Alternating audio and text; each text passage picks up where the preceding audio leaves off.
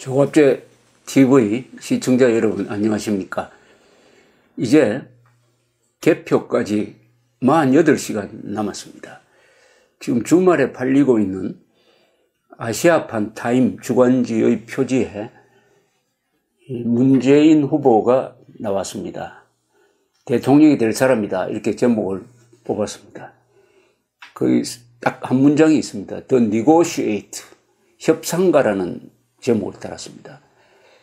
문재인 후보가 북한과 아마 핵 문제를 협상할 사람이다 라는 뜻으로 negotiate 라는 표현을 썼습니다. 그리고 이 사진에는 왼쪽 가슴 위에 세월호 리본이 달려 있습니다. 아시다시피 세월호 사건은 2016년 4월 16일에 났는데 이 3년 상을 치르고도 남을 시간에 아직도 이 리본을 달고 있는 인물이 대통령이 될 가능성이 확정적이라는 뜻이죠. 이 타임지는 2012년 12월에도 일주일 전에 박근혜 대통령이 대통령이 될 것이라 해가지고 표지에 실었던 적이 있습니다. 이게 좀 위험한 편집입니다, 사실은. 이렇게 해가지고 아주 망신당한 언론사가 있습니다. 언제냐면 1948년입니다. 그때 민주당의 현직 대통령이던 트루만 대통령은 여론조사에서 밀리고 있었습니다. 크게 지고 있었습니다. 그래서 모든 언론사가 선거에서 공화당의 존 듀이 후보가 압도적으로 이길 것이다 라고 판단을 했습니다. 그래서 미리 만들었습니다. 잡지도 듀이가 대통령이 된다, 이런 식으로 기정사실을 해가지고 기사를 먼저 썼습니다. 그 중에서도 특히 시카고 트리뷴은 아예 제목에 일면에 트루만이 졌다, 듀이가 트루만을 이겼다라는 큰 제목을 뽑았습니다. 이것을 가판에 내어보냈어요. 그러나 실제로 개표를 해보니까 트루만이 큰 차이로 이겼습니다. 큰 차이로. 그래서 선거에 이변이 있을 수가 있다. 죄송합니다. 역전성을 바라는 사람들이 늘 이 벤치마킹하는 사례가 트루만의 역전성입니다.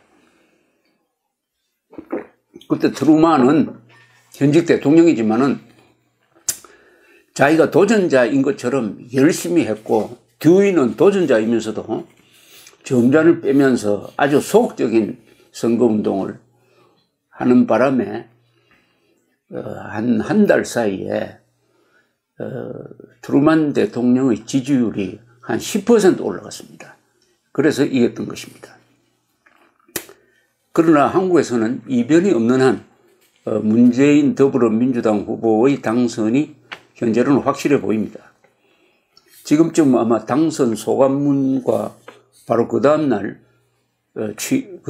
예정된 대통령 취임 연설문을 손보고 있지 않을까, 이렇게 생각이 듭니다.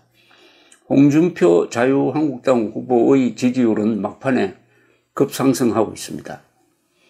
지지자들은 여론조사가 홍준표 후보가 2등, 3등 나오는 이 여론조사를 부정하면서 역전선을 장담하고 있지만은 통계적 예측으로는 그 가능성이 좀 낮다고 보여집니다. 이대로 가면은 2007년 대통령 선거 결과와 거꾸로 나오는 재판이 될 가능성이 많습니다. 즉 문재인 후보가 45%에서 한 48% 득표를 하고 2등은 홍준표 후보가 30% 내외, 안철수 후보는 15% 내외, 심상정, 유승민 후보는 각 5%에서 10%씩 득표를 하는 이런 구도가 되어서 2007년에 이명박 후보 약 49%, 그리고 정동영 후보 약 26%, 3등 한 이회창 후보 15%, 그 구도와 말하자면 그때는 보수가 압승했는데 이번에는 소위 진보가 압승하는 그런 구도로 낙차게 되지 않을까 이렇게 보여집니다. 그래도 이번에 선거에 임한 이 보수층은 최선을 다했다고 자부해도 될 것이라고 생각합니다. 박근혜 대통령과 새누리당이 선동 세력에 굴복한 뒤에 이 기울어져 버린 운동장에서도 보수층은 좌절하지 않고 태극기 집회를 이어가면서 나라를 살리는 교두보를 구축하려고 애썼습니다. 박 대통령과 새누리당이 지금은 이름이 자유한국당으로 바뀌었습니다만 친박 세력이 태극기 시민들만큼만 싸웠더라도 이런 불리한 상황은 없었을 것입니다. 지난 3월 10일의 대통령 파면 결정으로 60일 선거가 이루어지게 되었으니까 이 60일 선거라는 촉박한 기간이 보수 세력이 전열을 수습하고 반격에 나설 수 있는 그 시간을 박탈해 버렸습니다. 그런 점에서 헌법재판소야말로 문재인 정권 등장의 1등 공신이자 대한민국의 법치 민주주의를 위기로 몰고 간 책임자로 평가될 것이라고 저는 생각을 합니다. 요사이 문재인 후보의 당선 가능성을 전하는 외국 언론, 파이낸셜 타임즈라든지 월스트리트 저널 기사를 읽으면은 중도와 보수가 연대를 했더라면은 이길 수 있었을 텐데 하는 이런 아쉬움을 남기면서 문재인 후보가 대통령이 되면은 무엇보다도 미국의 대북 정책에 큰 차질이 오고 미국과 한국의 동맹 관계가 흔들릴 가능성이 있다는 점을 우려하고 있습니다. 거기서 안철수 씨를 센트럴리스트라고 표현하고 있습니다. 이것은 중도라는 뜻입니다. 중도. 그러나 한국에서는 일부 보수 진영에서는 안철수 국민의당을 좌파와 똑같다 이렇게 규정해가지고 안철수와의 연대는 중도 보수 연대가 아니라 이것은 사실은 좌파와 연대하는 것이고 좌파와 연대하면 좌파에 이용당한다. 이런 논리로서 반대를 했습니다. 이번 선거의 분수령은 안철수 후보가 여론조사에서 1등을 달리고 있을 때 허영심인지 오만인지 모르겠지만은 손을 잡아야 할 이 보수 세력 홍준표 후보 자유한국당을 일종의 적폐 세력으로 규정을 해가지고 손을 잡지 않겠다고 선언함으로써 이 보수 중도 단일화 또는 반문 단일화의 기회의 창을 닫아버린 데서 이번 선거의 분수령이 있었습니다. 그때 보수 세력 속에서도 보수 세력만 뭉치면은 보수 대통령을 만들어낼 수 있다라고 생각을 해가지고 중도와의 연대에 반대하였습니다. 그런데 이 목표는 사실은 이 여론 구조가 너무나 나쁘게 되었다는 것을 외면한 좀 비현실적인 것이었죠. 탄핵 사태를 거치면서 보수 성향의 인구가 35%에서 25%로 줄었습니다. 이른바 진보 세력은 30% 내외에서 35%로 늘었습니다. 그리고 보수는 4명의 후보를 냈습니다. 그중에 남재준 후보는 중간에 사퇴해서 지금 3사람이 뛰고 있습니다. 유승민, 조원진, 홍준표. 이런 상황에서는 보수 힘만으로 보수 대통령을 만들 수 있다라는 목표를 세운다는 것은 최악의 조건에서 최선의 목표를 세우는 것이니까 이것은 비현실적인 것입니다. 오히려 반문 단일화, 문재인 후보를 당선시키지 않는 것을 선거의 목표로 삼아야 한다. 그러기 위해서는 중도와도 손을 잡아야 한다 하는 이 전략이 사실은 현실적인 것이었습니다만은 아까 말씀드렸던 대로 안철수 후보가 그 굴러온 찬스를 차버리고 보수 세력은 보수 필승론으로 가는 바람에 그런 일은 일어나지 않았습니다. 이렇게 해서 5월 9일을 이제 맞게 되었는데 우리가 이 선거판을 회고하고 그리고 5월 9일 이후에 일어날 일들을 생각을 한다면은 우리가 놓쳐버린 이 보수 중도 단일화 또는 반문재인 단일화 그것을 뒷받침하는 보수 중도 연대죠. 연대는 다시금 한 번 더 생각해 봐야 될 문제라고 생각을 합니다. 우선 지난 대통령 선거를 몇 차례 대통령 선거를 되돌아보면은 1997년에 김대중 후보는 이념적으로 가장 오른쪽에 있던 김종필 세력 자민련입니다. 김종필 세력과 손을 잡았습니다. 말하자면 5.16 쿠데타를 주도한 세력과 손을 잡고 이회창 후보에게 40만 표 차이로 이겼습니다. 그때는 내각 책임제 개헌을 한다는 약속을 했습니다만 이것을 김대중 대통령은 지키지 않았습니다. 그래서 2년 만에 그 DJP 연합은 파탄이 났습니다. 그러나 김대중 후보가 여러 가지 불리한 상황을 돌파를 하고 정권을 잡는 데 성공한 전략이 되었습니다.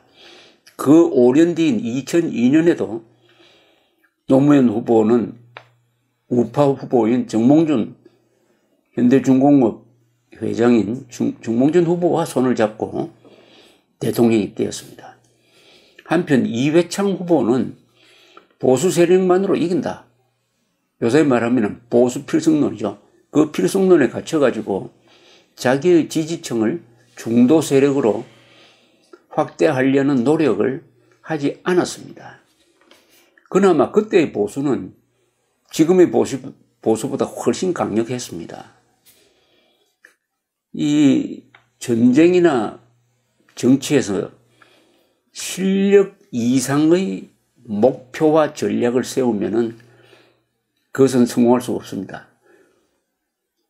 약한 사람이 혼자의 힘으로 이기겠다는 것은 고집입니다. 그 고집은 통하는 데가 있습니다.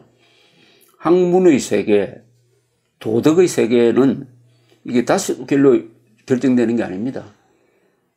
그것은 소신, 고집, 어떤 원리 이런 것으로 이길 수도 있습니다.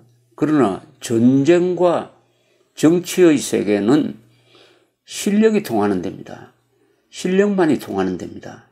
따라서 실력 이상의 목표와 전략을 세우면은 선거에서는 지고 전쟁에서도 지게 돼 있습니다. 자, 이렇게 되다가 보니까 이 보수 필승론을 주장하다가 보니까 홍준표 후보도 보수 필승론, 유승민 후보도 필승론, 조근진 후보도 필승론, 다 세 사람이 자기가 대통령이 되어야 된다, 될 수 있다라고 생각을 하다가 보니까 이번 선거판에서 보수 세력이 최선을 다하고 있으면서도 그 중에 몇 가지 문제가 생겼습니다. 즉 보수 후보들끼리 또 보수 후보 지지자들끼리 열심히 싸우게 되었습니다. 그러다 보니까 정치적 주적이라고 볼 수 있는 문재인 후보에 대한 공격이 훨씬 줄었습니다. 준 정도가 아니라 잘 보이지가 않아요. 서로 싸운다고. 요새 뭐 회원 토론방이나 이런 데 가보면은 특히 조원진, 홍준표 두 지지자들끼리 공방전이 문재인 후보에 대한 비판보다 훨씬 더 양적으로, 질적으로 강합니다. 우리끼리 싸운다고 적과 싸울 시간이 없었다, 뭐 이런 게 되겠는데 이걸 통해서 보수의 통합성이라든지 이런 게 상당히 상처를 받은 것 같습니다. 전쟁에서는 정면 돌파 작전과 우회 전략이 있습니다. 정면 돌파는 실력이 강한 쪽에서 선택합니다. 정면으로 그냥 붙어버리면은 숫자로도 질적으로도 우세하면 이깁니다. 정면 돌파지. 그러나 좀 불리하다고, 그럴 힘이 없다고 생각하면 우회 작전을 펴니다. 우회 작전. 측면으로 돌아서 배후를 친다든지 하는 이런 거죠. 어떤 경우에는 정면 공격을 해서 밀리면서 시간을 벌고, 그러나 측면에서 우회 전략을 써서 상대방을 포위해가지고 섬멸시키는 이런 고단위 전술도 씁니다. 유명한 우회 전략은 육군사관학교, 어느 나라 육군사관학교에도 항상 배우는 가장 유명한 우회 전략이 있습니다. 그것은 기원전 한 200년 전에, 기원전 200년쯤 되죠. 카르타고의 한니발이 이탈리아에서 칸나에라는 데가 있습니다. 칸나에. 이탈리아 중부 지방인데, 칸나에라는 데서 로마 군대하고 약 5만 명이 대결하는 이 결전에서 그때 배수진을 친 카르타고 군대, 한니발이 지휘한 카르타고 군대가 우회 전략을 펴서 이 로마 군의 중앙부를 흡수를 하고 측면을 쳐가지고 포위한 다음에 도가리 든 쥐처럼 만들어가지고 5만 명을 죽이는 대성을 한 것을 배웁니다. 이게 우회 전략입니다. 약해진 보수는 중도와 손을 잡는 우회 전략을 펴야 됩니다. 이것은 선거 후에도 해야 됩니다. 이번 선거 때는 보수 중도 연대가 실패를 해서 지금 정면 승부를 하고 있습니다. 정면 승부를 하고 있습니다. 이 정면 승부에는 이길 가능성이 좀 적습니다. 그러나 선거 이후에 전개될 상황에서는 반좌파를 위한 좌파의 이 무리한 국가 정체성 변경이라든지 한미동맹을 해치는 행위라든지 또는 정치 보복이라든지 예상되는 이 좌파 정권의 이런 행동을 저지하기 위해서는 보수 세력 힘만으로는 어려울 것입니다. 그때는 중도와 손을 잡아야 됩니다. 그게 국민의당이든 누구든 그렇게 해야 보수 중도 연대 전선이 형성되어야 진실, 정의, 자유를 기초로 하는 이 보수적 가치를 지킬 수 있고 대한민국 헌법이 보장하는 핵심 가치를 지킬 수 있습니다. 문재인 정권은 좌파 운동권 정권입니다. 좌파 운동권 정권은 이미 한국 사회의 곳곳에 포진되어 있는 그 운동권 출신들, 교육계에도, 언론계에도, 국회에도, 문화예술계에도 들어가 있는 이 좌파 운동권과 연계되어 가지고 조직적으로 아주 어떻게 심하게 말하면 또 독재적인 정책까지 펼 가능성이 있습니다. 이럴 때 어떻게 맞서가지고 우리의 헌법적 가치, 즉 선거의 자유, 무엇보다 언론의 자유, 양심의 자유, 사유재산권의 자유를 지키겠느냐. 그때는 보수 세력이 중도와 손을 잡지 않으면은 이길 것이다. 버티기가 힘들 것이다. 이런 교훈을 한번 생각해 볼 필요가 있습니다. 5월 9일 48시간 이후입니다. 5월 9일 한 8시쯤부터 개표가 시작되면은 아마 10시쯤 되면은 당선 윤곽이 나올 것입니다. 그때부터는 새로운 세상이 시작됩니다. 보수는 무엇을 할 거냐 하는 문제를 지금부터 좀 준비할 필요가 있습니다. 이 48시간 동안에 48시간 이후의 세상에 대해서 좀 마음을 비우고 머리를 맑게 해서 생각할 필요가 있다고 생각을 합니다. 보수라는 말을 계속 가져갈 거냐? 보수 과거지향적입니다. 무엇을 지키겠다는 아주 수세적입니다. 이제는 보수가 기득권층도 아니고 챔피언도 아니고 도전자 입장에서 이제는 보수라는 그 수세적 입장에서 벗어나야 된다고 생각합니다. 공세적으로 나가야 된다. 그러려면 보수란 이름, 우파란 이름보다는 저는 자유통일 세력이라고 하는 게 어떨까 생각합니다. 좀 줄이면 통일 세력이죠. 그럼 좌파는 뭐냐? 분단 세력입니다. 좌파들이 말하는 이야기를 들어보면 통일하겠다는 사람은 별로 없습니다. 낮은 단계 연방제 그 분단 고착입니다. 국가연합이란 그 헌법에도 안 맞는 통일 방안을 문재인 후보가 주장하는데 그건 분단 고착입니다.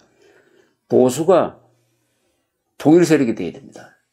즉 북한 노예를 해방하는 노예 전쟁을 감수하고라도 자유통일 해가지고 북한 동포를 우리처럼 잘 먹고 잘 살게 하는 그런 통일 세력으로 바뀌어야 된다. 그래서 보수보다는 통일 세력으로 우리가 부르면 어떨까 이렇게 생각합니다. 동시에 보수 세력은 대한민국의 특권층을 깨부숴야 합니다. 특권층, 선동 언론, 정치 검찰, 제왕적 국회, 귀족 노조 같은 이 특권층, 법 위에 노는 또는 법을 농단하는 그러게 하여 특권층을 깨부수고 든든한 법치 민주주의를 만드는 것. 이게 보수의 목표는 자유통일인데 거기에 이르는 우리의 수단으로 이것을 어떻게 보면은 세일링 포인트로 삼아가지고 정정당당한 공정한 나라를 원하는 젊은 층에 묵혀들고 어필하는 이런 노력을 해야 될 것이라고 생각합니다. 무엇보다도 보수 세력은 문명 건설 세력입니다. 문명 건설 세력입니다. 대한민국 보수 세력은 오늘날의 천국 다음에 한국이라고 일컬어지는 일부에서는 헬조선이라고 하지만 사실은 천국 다음에 한국과 같은 이런 거대한 문명 국가를 만든 것은 우리 보수 세력의 자랑입니다. 한편으로 개인 한 사람 한 사람으로 말한다면 교양인이 되어야 합니다. 교양인. 보수는 교양인이어야 합니다.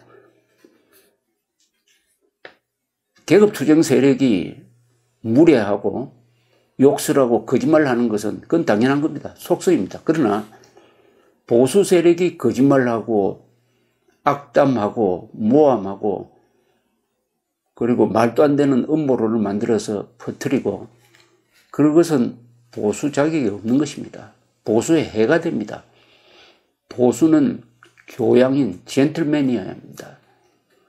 이 부분 문명 건설 세력으로서 보수, 교양인으로서의 보수가 되는 노력 이렇게 하기 위해서는 두 가지 문제가 해결되어야 됩니다. 우리 보수 세력은 자주국방 의지를 가진 강건한 국민이어야 합니다. 동시에 한자와 한글을 같이 쓰는 정상적인 한국어를 쓰는 사람이어야 한다고 생각을 합니다. 그리고 대한민국의 민족사적 정통성에 대한 확고한 시각을 가져야 됩니다. 대한민국이 민족사의 정통국가라는 데 대한 확신은 분명합니다. 그러나 신라의 삼국통일이 최초의 민족통일국가를 만들었다는 점에서 우리 민족사의 정통성의 기준점이 된다는 데 대한 인식이 부족한 보수 세력이 많습니다. 보수 세력은 죽은 사람, 살아있는 사람, 그리고 태어날 사람을 이어주는 아래 위를 아는 사람들입니다. 그래서 역사, 전통, 미풍양속을 소중하게 여길 때 반드시 미래에 대한 비전이 있어야 됩니다. 보수 세력은 가장 개혁적이어야 합니다. 개혁적이어야 합니다. 신라라는 이름을 한번 생각해 보십시오. 신라, 새롭다는 그 뜻은 어디서 나왔느냐 하면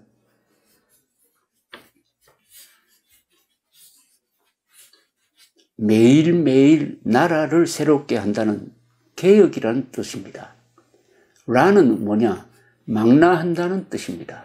사방을 망라한다는 뜻입니다.